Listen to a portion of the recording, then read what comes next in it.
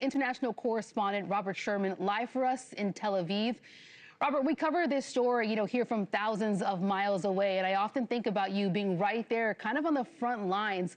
What's the latest from your perspective in terms of what your sources are telling you at this hour, particularly about that critical meeting in Pakistan?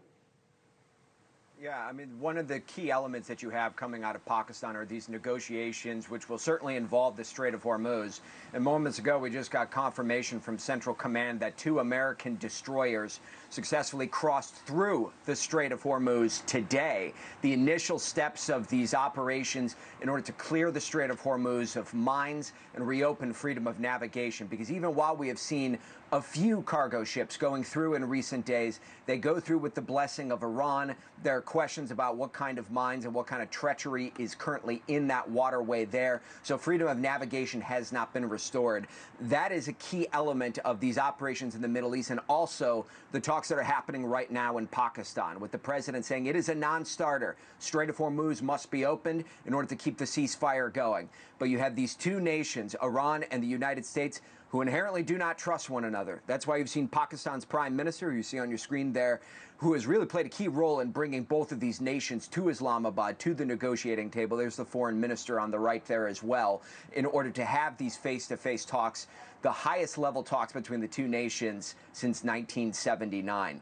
But Iran insisting that they will not give way when it comes to their nation's interests in these talks here. This is what their president said moments ago. The high-ranking Iranian delegation that has arrived in Pakistan is a staunch guardian of Iran's interests with all of its might, and in this vein, it will engage in negotiations with courage. In any case, our service to the people will not pause for a moment, and whatever the outcome of the negotiations may be, the government stands firmly by the people's side.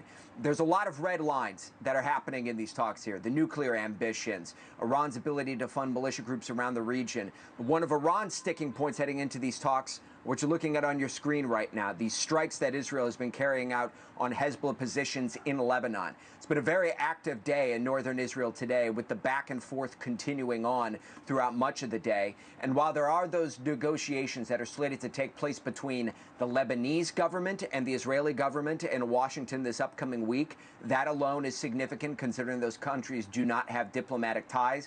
Israel says they're not ready to wind down their operations against Hezbollah in Lebanon until they believe that the communities in northern Israel are safe and secure.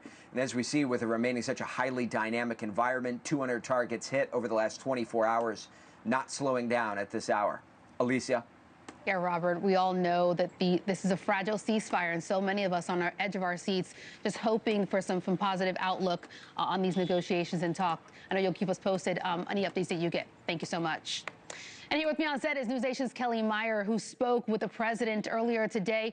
Kelly, just ahead of your show and being on for the last 4 hours, you called the president after he posted to Truth Social about what was happening in the Strait of Hormuz. What did he tell you? Yeah, it was interesting. We called him right after he posted about touting the U.S. oil and gas ability to have that, to produce that, to get the ships out coming from across the world, coming to the U.S.